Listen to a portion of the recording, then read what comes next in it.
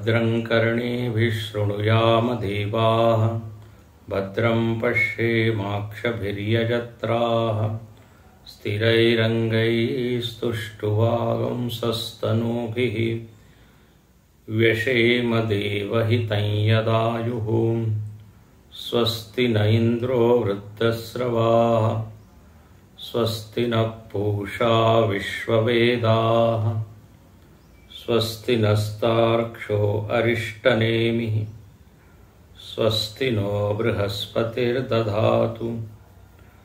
ओम शांति शांति शांति।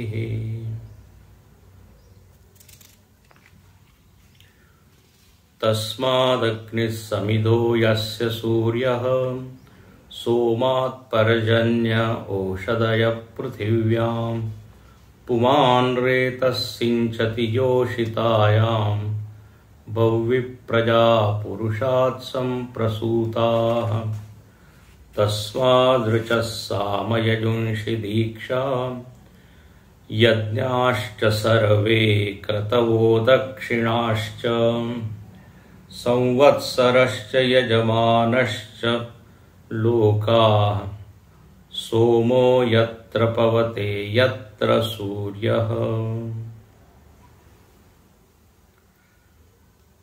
श्रुति माता यहाँ इस खंड में सृष्टि का वर्णन करते हुए पुनः पुनः यह संकेत करती है और हमको स्मरण कराती है कि यह सृष्टि किन्हीं द्रव्य या जड़ तत्वों से आई नहीं है, पुरुष से आई है जिसको कहते हैं चैतन्य। चैतन्य सृष्टि की प्रक्रिया में निर्मित हुआ, चैतन्य पैदा हुआ ऐसा नहीं है, बल्कि चैतन्य से सब कुछ आया। उसी दिव्य अमूर्त अक्षर अनंत तत्व से सृष्टि प्रकट हुई। क्या क्या प्रकट हुआ? तो तीन आयाम यहां बताए। बोले एक तो करणात्मक जगत उत्पन्न हुआ। करणात्मक जगत मतलब मन इंद्रिया। दूसरा कार्यात्मक जगत उत्पन्न हुआ, पंचभूत जिसको आप कहते हैं। तीसरा यहां पर जो आयाम बताया सृष्टि का वो ये कि यह सृष्टि विराट आत्मा है, विराट पुरुष है। उनके कुछ अवयवों का यहां उल्लेख किया। चक्षु, सूर्य चंद्र चक्षु, वाणी वेद, पृथ्वी पैर। इसका विस्तार नहीं किया, लेकिन सूत्र रूप से यह दिखा दिया कि इस विराट का जो स्वामी है वो एक है, सर्वांतर आत्मा जिसको श्रुति ने कहा। मतलब यह सृष्टि अनाथ है या जड़ चीजों के कॉम्बिनेशन से बन गई है, बस इतना ही काफी नहीं है, इतना ही सत्य नहीं है।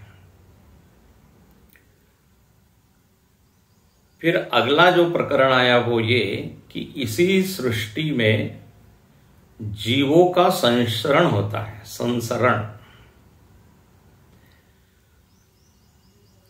वो संसरण का क्रम क्या है, प्रक्रिया क्या है,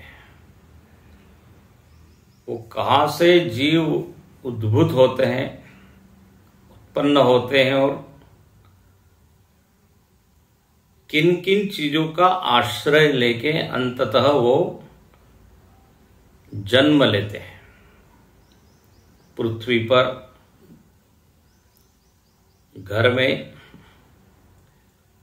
तो उस जीव के आश्रय बताए गए। उन आश्रयों को यहां अग्नि कहा। पहले ध्युलोक में वो जीव है, फिर पर्जन्य में है, पृथ्वी में है, पुरुष में है, और अंतिम आश्रय स्त्री शरीर है। वहीं पर उसके आकार की निर्मिति होती है और वह फिर भूमिष्ठ होता है, बाह्य इस जगत में आता है। ये क्रम बताया। मूल क्या है तो बोले तस्मात्, उसी पुरुष से ये जर्नी चली है। अब इस जीव के जीवन का प्रयोजन क्या है तो बोले फिर अपने मूल स्वरूप में प्रविष्ट हो जाए। मूल स्वरूप जो दिव्य अमूर्त है, जहां से हम निकले, वहीं पर पहुंचना ही इस जीव का क्या हो गया, प्रयोजन। पूरा पुरुषार्थ उसी के लिए करना है।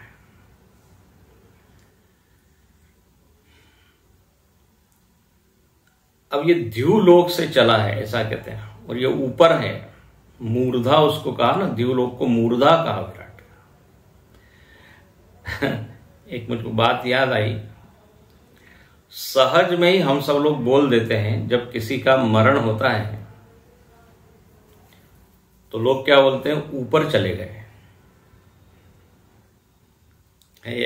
अनजाने में हम क्या बोलते हैं, ऊपर चले गए, मतलब ऊपर से ही आए थे, ऊर्ध्वलोक से, द्युलोक से। हालांकि वो ऊपर जाता नहीं, अन्य अन्य योनियों में जाता है, लेकिन एक बोलने का तरीका है। अच्छा, अब ये जीव का जो संसरण है वो बताया। वैसे काफी ये रहस्यात्मक है, इतना ये स्वीकार होने में जरा, स्वीकृति में थोड़ा प्रयत्न लगता है कि पर्जन्य से वो जीव आया और पुरुष शरीर में ही गया।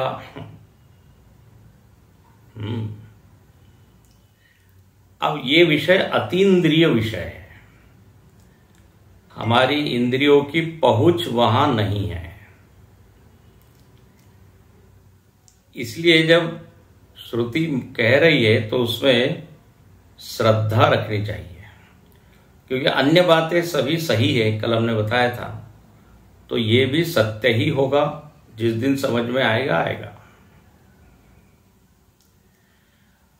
अब जीव आ तो गया, अब जीव को एक अधिकार भगवान ने दे दिया, और वो अधिकार है कर्म का। तो जो अगला प्रकरण है, अगला टॉपिक है, वो है कर्म। तो पहला टॉपिक था निरुपाधिक चैतन्य, दूसरा टॉपिक था उसी से कार्य करणात्मक जगत आया, तीसरा वो जगत ही भगवान का शरीर है ये आया, और चौथा उस जगत में ये जीव जो है वो पैदा होते हैं। तो किस तरह से पैदा होते हैं क्रम बता दिया। अब ये पैदा होके क्या करते हैं, तो निर्जीव तो नहीं है, जड़ तो नहीं है, क्रिया शक्ति से क्या है, संपन्न है। तो अब कर्म एक ऐसी चीज है जिसके ऊपर प्रायः लोगों का ध्यान जाता नहीं। जो भौतिकवादी लोग हैं उनका ध्यान भोग पदार्थ पर ज्यादा है, वस्तुओं पर ज्यादा है, धन पर ज्यादा है। कर्म को सुधारना है, कर्म की क्या क्वालिटी है, कर्म कैसे बेहतर हो सकते हैं, इस पर चिंतन कम होता है। ये न केन प्रकारेण हमको धन, पद, वस्तु, सत्ता ये मिलनी चाहिए। कर्म के कोई गंभीर परिणाम भी हो सकते हैं, इस ओर उनका बिल्कुल भी ध्यान जाता नहीं। लेकिन हमारे शास्त्रों ने कर्म तत्व पर बहुत विचार किया। जीव को घुमाने वाला कर्म ही है, संयोग वियोग कराने वाला कर्म ही है, सुख दुख देने वाला कर्म ही है। तो कर्म की यदि हम विधि जान ले तो जीवन में सुख की वृद्धि होती है। यह सीधा नियम है। हेतु फलात्मक ये सिद्धांत है, हेतु और फल। जिस क्षण हम कर्म अच्छे करते हैं तत्क्षण ही हमको अंतःकरण में प्रसन्नता, शुद्धि, धन्यता की अनुभूति होती है। इसलिए कर्म को इग्नोर करके हम सुखी हो जाएं, वेद ऐसा नहीं मानता। गहना कर्मणो गति, कर्म प्रधान, कर्म प्रधान है, विश्व करी राखा। तो अब बोले ठीक है, आप इतना बोल रहे हो तो अब ये कर्म की विधि भी हमको जाननी चाहिए, तब तो हम अच्छा कर्म करेंगे।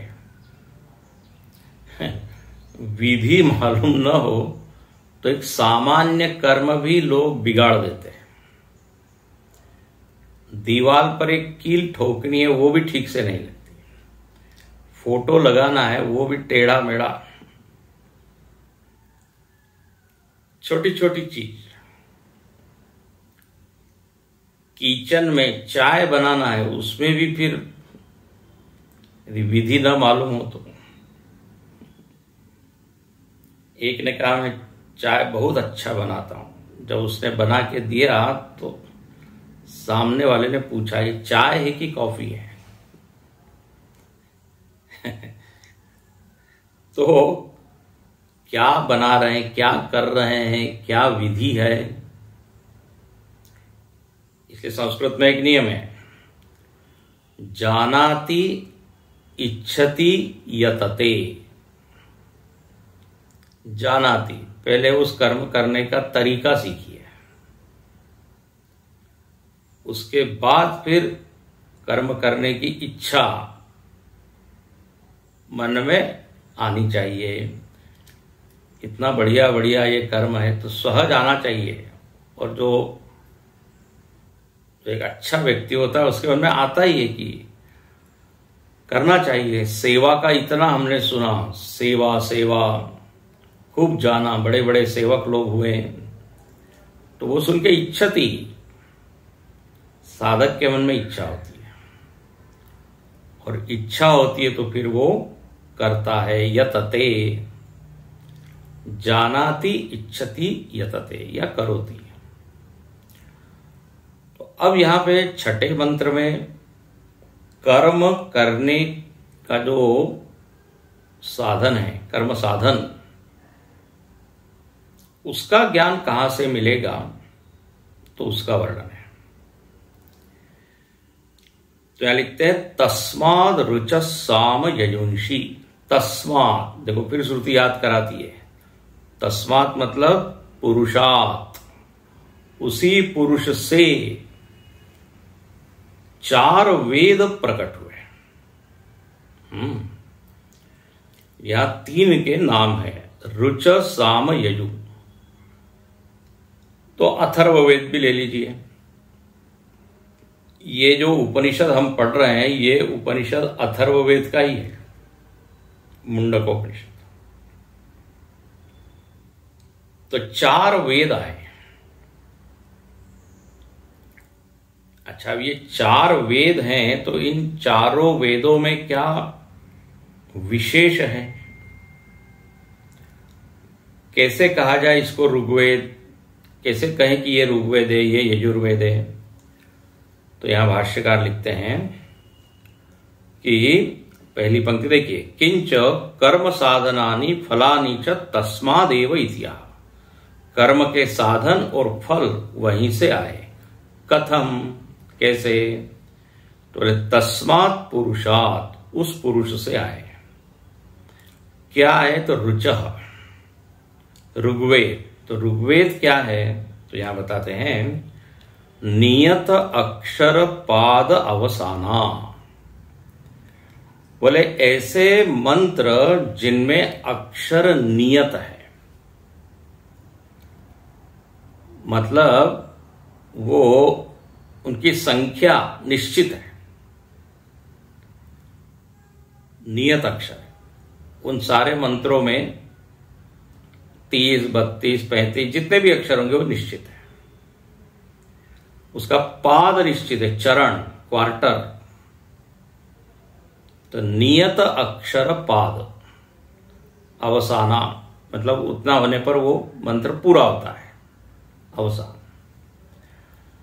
और गायत्रादि छंद विशिष्टा मंत्राः, ये ऋग्वेद ऐसे मंत्रों का समूह है जिसमें गायत्री आदि छंद उन मंत्रों में देखे जाते हैं। गायत्री छंद विशिष्ट मंत्र। पीछे हमने बताया था जब वेदांगों की चर्चा हुई थी, आपको स्मरण होगा, 4 वेद और 6 वेदांग, शिक्षा, कल्प, व्याकरण, छंद, उसमें छंद आया था। तब हमने कहा था कि अलग अलग प्रकार के छंद है, गायत्री, उष्णिप, अनुष्टुप, बृहति, पंक्ति। तो बोले गायत्र्यादि छंद से विशिष्ट मंत्र राशि ऋग्वेद है। अब बात यह है ना, हम लोग तो इन वेदों से इतने दूर हो गए हैं, तो पूरा हमको स्पष्ट समझ में आता नहीं। जब मूल वेदों को आप पढ़ेंगे, देखेंगे, तब उसमें ये सब दिखाई देगा। अभी केवल एक जानकारी के रूप में हम इसको समझ रहे हैं। अच्छा, फिर कहते हैं सामवेदायाम। तो सामवेद का वर्णन क्या किया? तो साम पांच भक्तिकम साप्त भक्तिकम च स्तोबाधि गीत विशिष्टम। अब ये सामवेद जो है गीति प्रधान है, गीत प्रधान है, गायन प्रधान है। तो बोले इसमें गीत विशिष्ट है और उन गीतों के अवयव है, उन गीतों में कुछ विभाग है। उस विभाग को यहां लिखते हैं भक्तिकम। भक्तिकम मतलब विभागम। विभाग उसको कहते हैं, अवयव कहते हैं। तो 5 अवयव वाले कुछ मंत्र है, कुछ 7 वाले हैं। तो यहां पर वो 5 और 7 क्या है? तो आनंद गिरी जी महाराज इसमें थोड़ी मदद करते हैं। अब ये बिल्कुल शास्त्रीय शब्द है, अपरिचित शब्द है। 5 अवयव वो गीत के हैं। बोले क्या है वो? तो आनंद गिरी जी लिखते हैं, हिंकार, प्रस्ताव, उद्गीत, प्रतिहार, निधान आख्याः पंचभक्तयः अवयवाः यस्य। और ये 5 भौतिक, 5 अब ये हम लोग के लिखे नाम है, हिंकार, प्रस्ताव, उद्गीत। अब देखो, जो संगीत वाले लोग होते हैं, जो संगीत के जानकार, उनको वो संगीत के सारे रागों का ज्ञान होता है, स्वरों का ज्ञान होता है। तो उसके वो ये सब अवयव है, ताल का, लय का। फिर उस शास्त्रीय संगीत में राग होते हैं। फिर कोई प्रातःकालीन राग, कोई सायंकालीन, कोई मध्यकालीन। फिर वर्षा ऋतु में गाए जाने वाले राग, मल्हार इत्यादि। फिर दोपहर में गाने वाले राग, मूलतानी इत्यादि। कोई वीर रस के होते हैं, शंकरा राग। अलग अलग है, बसंत बहार। अब उन रागों में क्या होता है, अवयव होते हैं, मतलब किसी में 5 स्वर लगते हैं, किसी में 6 लगते हैं। कोई वादी स्वर होता है, कोई संवादी होता है, किसी पे ज्यादा बल देना पड़ता है। कोई वर्ज स्वर होते हैं, वो यदि आपने स्वर लगा दिया तो वो राग का सौंदर्य भंग हो जाता है। वर्ज, जैसे भोजन में आपको बताते हैं यदि आपको ये रोग है तो इस चीज को नहीं खाइए, वर्जित है। तो अब उस रागों में ये वर्जित होते हैं। फिर उसमें जातियां होती है, औडव जाति है, षाढ़व जाति इत्यादि, संपूर्ण जाति, फिर मंद्र सप्तक, तीव्र सप्तक। तो ये सब जो है क्या हो गए, अवयव। कौन सा स्वर कैसे लगाना, फिर उसमें तान होते हैं, आलाप होते हैं। देखिए इतनी चीजें हैं, पूरा शास्त्र है। बड़ा ख्याल होता है, छोटा ख्याल होता है। एक ने सुना तो उसको लगा ख्याल मतलब विचार। आपका क्या ख्याल है, ख्याल है ऐसा हम बोलते हैं ना, वो ख्याल नहीं है। तो जैसे ये संगीत में अवयव है, ऐसे ही यहां सामवेद में ये सब बता दिए गए हैं, 5 प्रकार के अवयव। और दूसरे जो मंत्र है उसमें 7 अवयव है। स्तोबाधि गीत विशिष्टा, तो ये 5 में जो 2 और जोड़ लीजिए, हिंकार, प्रस्ताव, उद्गीत, प्रतिहार और निधन, ये तो हो गए 5। और उसमें 2 और जोड़ लीजिए, स्तोभ और निधन। तो अब ये सब शास्त्रीय तात्विक वो सामवेद से संबंधित सब बातें हैं। कहने का भाव यहां पर यह है कि ये जो वेदों का विभाजन हुआ है तो उसके पीछे भी एक चिंतन है। मंत्रों का स्वभाव देखा है। तो ये सामवेद की चर्चा हुई। फिर लिखते हैं यजुंशी, यजुर्वेद आए। अच्छा, यजुर्वेद के का अपना वैशिष्ट या विशेषता, तो बोले यजुंशी अनियत अक्षर पाद अवसानानी। बोले इसमें अक्षर और पाद नियत नहीं है, अनियत है। वाक्य रूपाणी एवं त्रिविधा मंत्राः, तो बोले जो ये मंत्र है ये वाक्य रूप है। मंत्रों को आप यदि उसका अन्वय करें तो क्या निकलेगा, एक वाक्य निकलेगा। तो बोले ऐसे ये 3 तरह के वेद यहां पर प्रकट हुए। और इन वेद का मतलब मूल पुरुष ही है, इसलिए उसको अपौरुषेय कहते हैं। ये किसी ऋषि की बुद्धि की उपज नहीं है। They are all seen, revealed कहते हैं। It is not written, revealed. ये इतिहास भी नहीं है, रिकॉर्डेड नॉलेज नहीं है। इतिहास को क्या बोलते हैं, रिकॉर्डेड, संग्रहित किया हुआ। जो डेटा है उसको क्या बोलेंगे, इतिहास। तो बोले ऐसा नहीं है, ये सीधे वेद से ही निकला हुआ ये पूरा क्या कहते हैं, साहित्य कहिए, वाणी कहिए, वचन कहिए, मंत्र कहिए। तो तस्माद् सामयजुंषि, तो जब हम ये उपनिषद पढ़ रहे हैं तो हम ये वेद पढ़ रहे हैं, ये भाव रखिए। अच्छा, फिर अगला आया। अच्छा, ये वेद क्या बताते हैं, तो बोले कर्म की रीति बताते हैं। इसलिए जब कर्मकांडी लोग कर्मकांड जो बताते हैं वो कहते हैं इस वेद में ऐसा बताया है, इसके अनुसार ये विधि है। जैसे लौकिक कर्म करने के लिए लौकिक शास्त्रों की जरूरत होती है, वैसे ही है। अब कर्म का एक अंग होता है उसको कहते हैं दीक्षा। तो बोले दीक्षा भी वहीं से प्रकट हुई। दीक्षा मतलब क्या?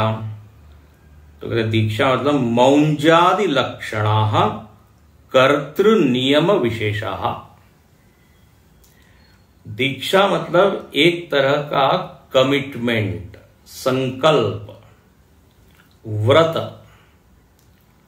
व्रतबंध, व्रत से निबद्ध हो जाना है कि अब हम ये करेंगे, इन नियमों का पालन करेंगे। कर्ता को जो नियम बताए गए हैं उसी को क्या कहते हैं? दीक्षा। या उदाहरण के लिए बोल दिया मौंजादि लक्षणा। ये दीक्षा आपने ले ली, इसका लक्षण क्या है? तो आपने देखा होगा जब पूजा इत्यादि होती है तो पवित्री वगैरह बांध देते हैं, फिर एक वो धागा भी बांधते हैं लाल। बोले अब आप बद्ध हो गए हैं, अभी आप 3 घंटे अब आपको यहीं बैठना है, ये पूरी पूजा करनी है। अब उस समय न मोबाइल देखना है, न व्हाट्सएप देखना है, न चाय पीनी है, नियम है। तो मौंजादि लक्षण। अब यह टिप्पणीकार मौंजादि का अर्थ करते हैं, चौथी जो टिप्पणी है, मौंजादि इति आदिना मंगल सूत्रादि ग्रह। अब जैसे लड़की का विवाह हो गया तो अब मंगल सूत्र एक तरह से क्या हो गया? वो दीक्षा, मतलब अब आपका संबंध इनसे हो गया ना। अब जैसे जो यज्ञोपवीत धारण करता है, जो ब्रह्मचारी होता है, वो यज्ञोपवीत, तो वो भी एक तरह की क्या है? दीक्षा है कि अब आप नियम से रहेंगे। अभी तक आपने खूब खेला, खूब मजा की, अब आप नियम से गायत्री मंत्र करना है, संध्या करनी है। तो दीक्षा मतलब एक तरह का अच्छा संकल्प लेना। बिना संकल्प के कोई कर्म पूरा होता नहीं है। कोई पूजा भी की जाती है तो पहले क्या बताया था? संकल्प। और लौकिक कर्मों में भी हम पहले निश्चय ही करते हैं ना कि अब ये मैं करूंगा, और उसके लिए जो जो नियम है वो मैं पालन करूंगा या मुझको पालन करना पड़ेगा, तभी वो फल आएगा। दुकान खोलनी है, अब ये हमने निश्चय किया, खोल भी दी, और जो नियम है वो पूरे नहीं किए, टाइम से जा ही नहीं रहे हैं, ग्राहक से ठीक बात ही नहीं कर रहे हैं, तो कोई सफलता मिलेगी? तो दीक्षा बड़ा अच्छा है। बद्ध हो जाना, जुड़ जाना। तो कर्तृ नियम विशेषा।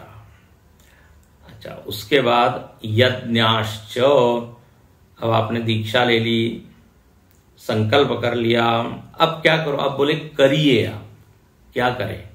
यज्ञ।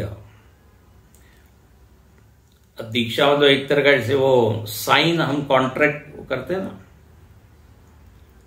कोई बिल्डिंग वगैरह बनती है तो हम इतना पैसा देंगे, इतने दिन में ये पूरा होगा, एक साइन करते हैं, वो दीक्षा आज की भाषा में। ऐसे ही अब कहते हैं अब करिए।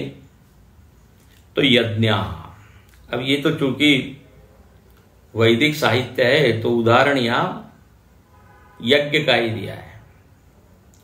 बोले यज्ञ। अब यज्ञ से सारे कर्म ले लीजिए, लौकिक वैदिक सब, वो सब प्रकट हुए उस पुरुष से। तो यज्ञ का अर्थ क्या किया? सर्वे अग्निहोत्रादया। अग्निहोत्र आदि कौन से कर्म करने चाहिए, यज्ञ करने चाहिए, कौन सा फल आपको चाहिए, तदनुसार पंडित जी आपको कर्म बताते हैं। पंडित जी को कहते हैं पुरोहित। पुरोहित मतलब पहले आपका हित बताए, वो पुरा हितम वक्ति। इस तिथि को आप करेंगे तो ज्यादा फल होगा, इस समय करेंगे तो अच्छा फल होगा। तो ये यज्ञ, और अब यज्ञ में केवल वैदिक कर्म ही नहीं, सारे कर्म। तो देखो यहां प्रकरण क्या चल रहा है, उसी परम पुरुष से सब कुछ आया। कर्म के साधन, कर्म करने की विधि, कर्म, तो यज्ञाश्च, फिर सर्वे क्रतवो दक्षिणाश्च। अच्छा, उसके बाद क्या है, क्रतव। क्रतव ये क्रतु का ही बहुवचन है, क्रतव। गुरव जैसे हम बोलते हैं, गुरु का बहुवचन गुरव, ऐसे क्रतु का क्रतव। क्रतु मतलब भी एक विशेष प्रकार का यज्ञ। अब देखो यज्ञ जैसे कोई अश्वमेध यज्ञ है, विश्वजीत यज्ञ है, सर्वजीत यज्ञ है, राजसूय यज्ञ है। यज्ञों के भी तो खूब प्रकार है, पुत्र कामेष्टि यज्ञ है, पर्जन्य यज्ञ है। अब कोई शतचंडी है ना, वो एक यज्ञ करते हैं, शतरुद्री। तो तरह तरह के यज्ञ हैं, यज्ञों के प्रकार है। तो एक है क्रतु। अब क्रतु का अर्थ यहां किया है सयूपाहा। अब ये सुन के आप घबराइएगा नहीं या थोड़ा डरिएगा नहीं है। सयूपा, यूप मतलब होता है वो स्तंभ, खंबा, जिसमें बलि जिसकी दी जाती है ना, उस पशु को बांधा जाता है। ओहो, तो बोले मतलब बलि, हाँ, पशु की बलि दी जाती थी। उल्लेख है, कोई कोई रेयर, दुर्लभ ऐसे कोई यज्ञ हुआ करते थे, तो उसमें वो यूप से उस पशु को बांधा जाता था। तो जो विशिष्ट यज्ञ हो गया वो क्रतु हो गया। तो क्रतवः सयूपाः। तो देखिए, कर्म का ज्ञान आपको वेद से मिलेगा, कर्म कैसे करना ये भी बताया गया, दीक्षा कौन कौन से कर्म करने वो यज्ञ। अब इसमें नित्य, नैमित्तिक, प्रायश्चित्त सब आ गए। अब जब यज्ञ होता है तो फिर क्या होना चाहिए, दक्षिणा। बोले दक्षिणा भी वहीं से आई, भगवान ने सब व्यवस्था कर दी। नहीं तो बोलेगा भगवान आपने धन तो पैदा ही नहीं किया, तो हम कैसे दक्षिणा दें। भगवान कहते हैं अरेंजमेंट है उसकी भी। तो दक्षिणाश्च, कर्म की सफलता तभी होती है जब दक्षिणा दी जाती है। लेकिन दक्षिणा मतलब फीस नहीं, फीस और दक्षिणा में फर्क है। जो आप ट्यूशन लगाते हैं तो फीस देते हैं, डॉक्टर के पास जाते हैं तो उसकी एक फीस होती है, किराया, चार्जेस। लेकिन ये दक्षिणा शब्द आता है। फर्क ये है कि दक्षिणा में आपकी चॉइस है, आप जितना दे। और ये बहुत इच्छा स्वतंत्रता दिए, ये इसलिए दिए कि कोई गरीब व्यक्ति भी वो कर्म फिर कर सकता है। यदि कह दिया जाए कि 10,000 रुपए के बिना तो ये होगा नहीं, तो अब वो तो गरीब व्यक्ति नहीं कर सकता। बोले आपकी इच्छा, यथा श्रद्धा, यथा मति, यथेच्छा देना चाहिए। बिना दिए वो ज्ञान फलवती नहीं होता, फलवान नहीं होता। ज्ञान जो है ना फल देता है तभी जब दक्षिणा। और दक्षिणा भी कैसी होनी चाहिए, हमारी योग्यता के अनुसार होनी चाहिए। मतलब हम दे तो सकते हैं इतना, लेकिन दे रहे हैं इतना, तो उसकी कोई मूल्य नहीं है। भगवान कहते हैं ठीक है, अब कोई अरबपति है और दक्षिणा दे रहा है 11 रुपए, उसको शंकराचार्य जी शठ कहते हैं, अरे मूढ़ है। कई बार हम लोगों का अनुभव होता है सामर्थ्य से ज्यादा लोग देते हैं, बहुत ज्यादा देते हैं, और उल्टे ये सामर्थ्य बहुत है लेकिन इतना देते हैं। दक्षिणा जरूर देनी चाहिए। एक मजेदार बात बताते हैं। प्रवचन होते हैं 7-7, 10-10 दिन, और आखिरी दिन के पहले दिन ये बताया जाता है कि अब कल पूर्णाहुति है। जैसे ही लोग पूर्णाहुति का नाम सुनते हैं, दूसरे दिन संख्या कम हो जाती है। तो ये फ्री का ज्ञान, मुफ्त का, फोकट का ज्ञान जो है वो ज्यादा प्रभावकारी नहीं होता।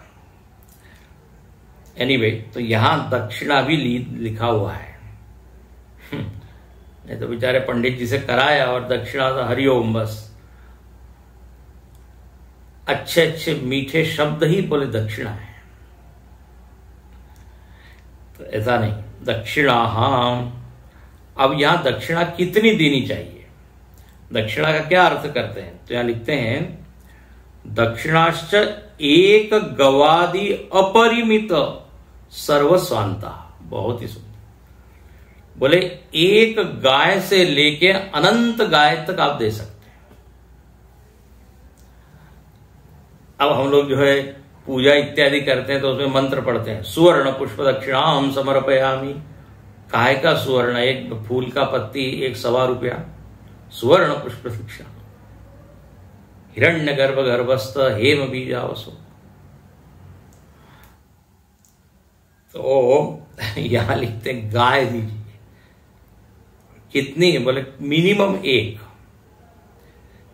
और अपरिमित, तो देना चाहिए, उदार होना चाहिए।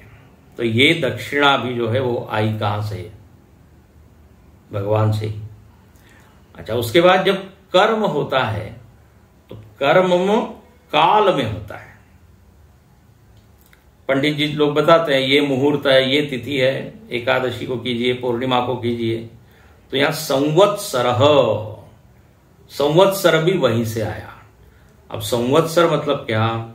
वैसे संवत्सर का होता है वर्ष, विक्रम संवत्सर इत्यादि होता है ना, संवत्सरों के नाम होते हैं। शुभ कृत संवत्सर, क्रोधी नाम संवत्सर।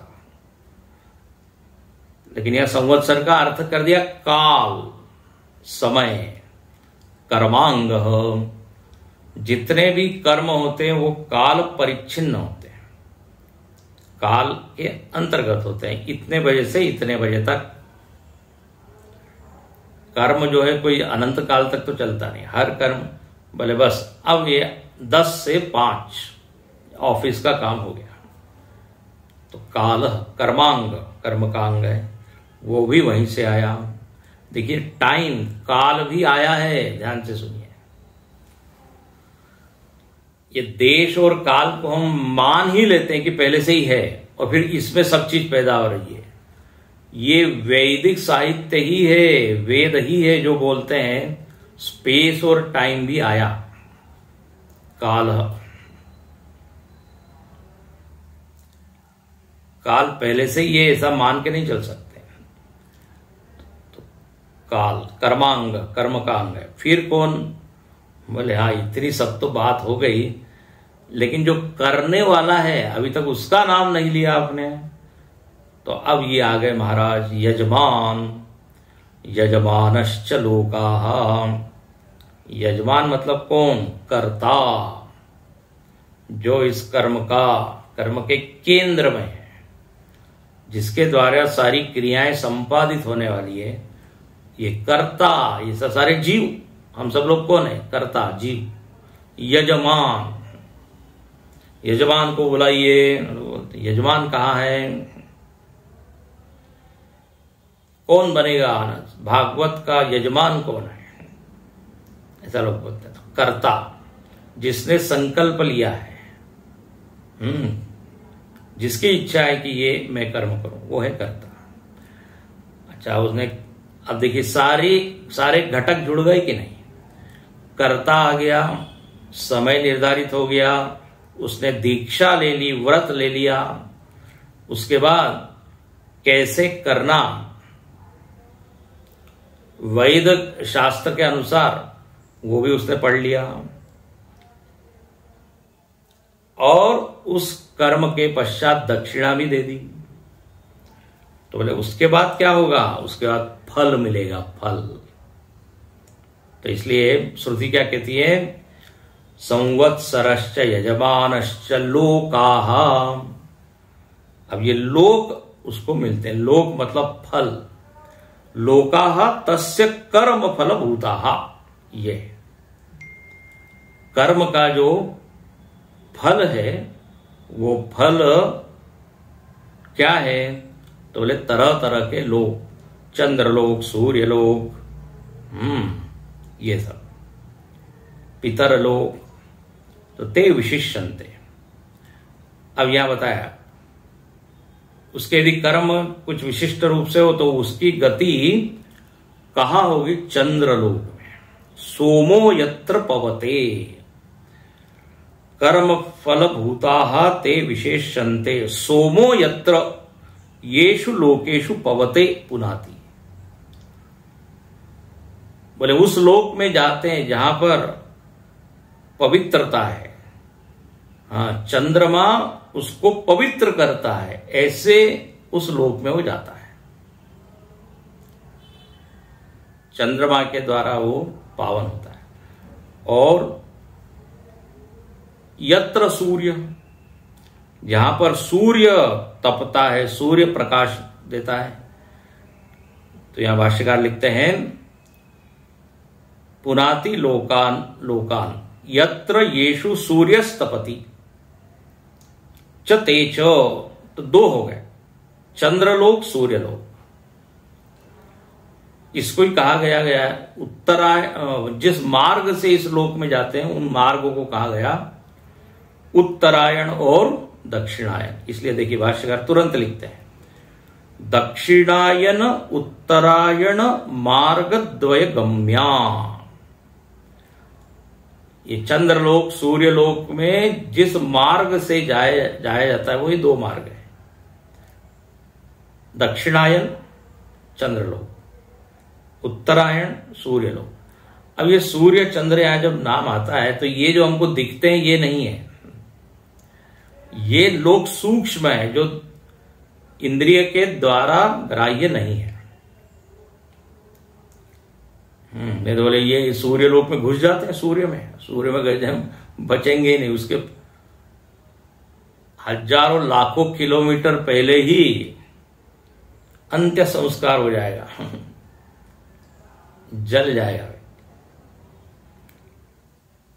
एक व्यक्ति ने कहा चलो सूर्य पे चलना चाहिए, सब लोग मंगल ग्रह पे जाते हैं, बुध पर जाते हैं, हम सूर्य पे जाएंगे। दूसरे ने कहा बड़ा गर्म होता है वहां। तीसरे ने कहा कोई बात नहीं, रात में जाएंगे। तो ये सूर्य चंद्र जो दिखते हैं ये यहां नहीं है, ये लोक है, लोक। ये तो आदि भौतिक है। तो उत्तरायण दक्षिणायन मार्ग के द्वारा। अच्छा, अब ये कौन से लोग हैं जो जाते हैं, कौन से यजमान लोग, है ना, यजमान की आई ना चर्चा ऊपर।